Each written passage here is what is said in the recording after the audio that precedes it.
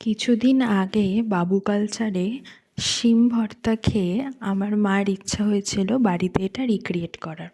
তো খুব ইজি, একটা প্যানে শিম, পেঁয়াজ, রসুন, কাঁচা লঙ্কা, শুকনো লঙ্কা আর টেস্ট আরও বাড়ানোর জন্য কিছু কুচো চিংড়ি দিয়ে তার মধ্যে অল্প সর্ষের তেল আর জল দিয়ে সেটাকে বেশ কিছুক্ষণ ঢেকে রাখতে হবে, যাতে ভুলে গেছিলাম, হলুদ আর নুন দিতে হবে জাস্ট মশলার জন্য, আর কিচ্ছু না।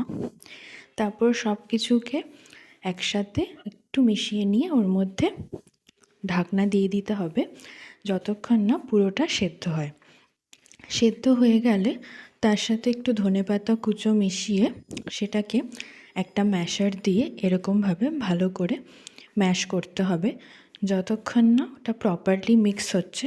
এই সময় একটু টেস্ট করে দেখে নিতে হবে, চিনি দিলে চিনি অ্যাড করতে পারেন আপনার স্বাদ মতো।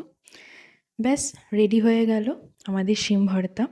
খেতে কিন্তু বাবু কালচারের মতোই হয়েছিল, একদম সুপার টেস্টি।